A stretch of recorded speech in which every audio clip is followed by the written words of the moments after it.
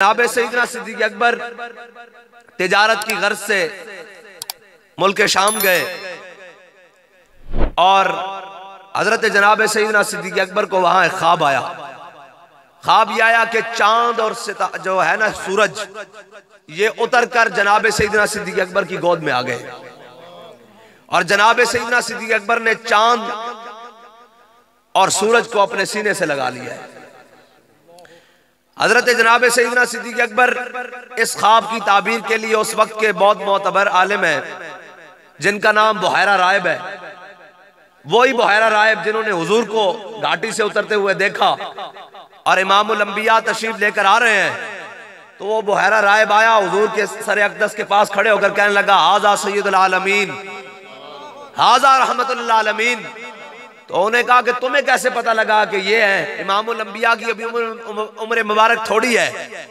मैं कम इसलिए नहीं कहता कि हम तस्गीर भी हुजूर की तरफ निस्बत करने के लिए तैयार नहीं है, इसलिए कि हमारे इमाम ने कहा, गोद में आलम शबाब हाले शबाब कुछ न पूछ। गोद में आलम शबाब हाले शबाब कुछ न पूछ, गुलबन बाग नूर की कुछ और ही उठान है। बहरहाल इमामुल अंबिया की उम्र मुबारक उस वक्त थोड़ी है और उन्होंने कहा कि मैंने इमामुल अंबिया को इस वादी से उतरते हुए देखा है और मैंने जितने भी दरख्त देखे, जितने भी पत्थर देखे, वो हुजूर को सजदा कर रहे हैं। उसने कहा कि मैंने अपनी किताबों में पढ़ा है कि जो इंसानों में दरख्त और पत्थर नबी के अलावा किसी को सजदा नहीं करते। तो ये हुजूर खातमुन नबीयीन है, वही बुहैरा राहिब है।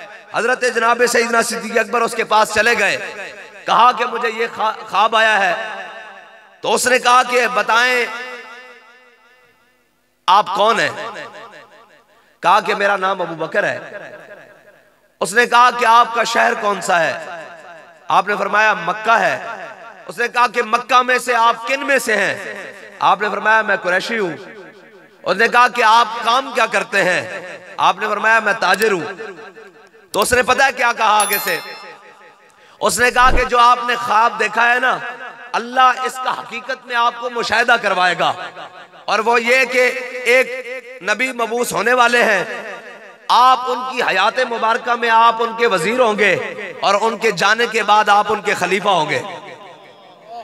इस पर एक बात करता जाऊं कि हजरत जनाब सईदना सिद्दीक़ अकबर की ज़ाहिरी हयात में किसी ने हुजूर की ज़ाहिरी हयात के बाद पूछा जनाब सईदना सिद्दीक़ अकबर से कि अंत खलीफत रसूलुल्लाह, आप हुजूर के नायब हैं, आप हुजूर के खलीफा हैं?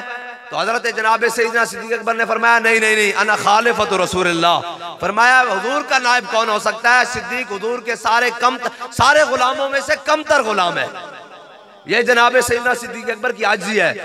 उन्होंने कहा कि इमामुल अंबिया अलैहि तहिय्यत व सना आएंगे, आप उनकी ज़ाहिरी हयात में हुजूर के आप वजीर होंगे और ज़ाहिरी हयात के बाद हुजूर के खलीफा होंगे, नायब होंगे। जनाब सईदना सिद्दीक़ अकबर बड़े खुश हुए और आगे वापस इमामुल अंबिया अलैहि तहिय्यत व सना ने जब ऐलान नबूवत फरमाया ना, तो जनाब सईदना सिद्दीक़ अकबर हुजूर की बारगाह में पेश हो गए और कहा, या रसूलल्लाह, आपने जो ऐलान फरमाया है, अल्लाह अंबिया को मौजज़ात देता है, बताएं आपकी इसके पास इसके ऊपर दलील क्या है जो आपने ऐलान किया है? सुने जरा, मेरे आका मौला सल्लल्लाहु ताला अलैहि वसल्लम ने फरमाया, सिद्दीक वो शाम वाली दलील काफी नहीं है, वो शाम वाली दलील काफी नहीं है। तो जनाब सईदना सिद्दीक़ अकबर फरते जज्बात से हुजूर के कदमों से लिपट गए और बोसों की बारिश कर दी और जब की ना, तो मेरे आका मौला सल्लल्लाहु ताला अलैहि वसल्लम ने जनाब सईदना सिद्दीक़ अकबर को सीने से लगा लिया।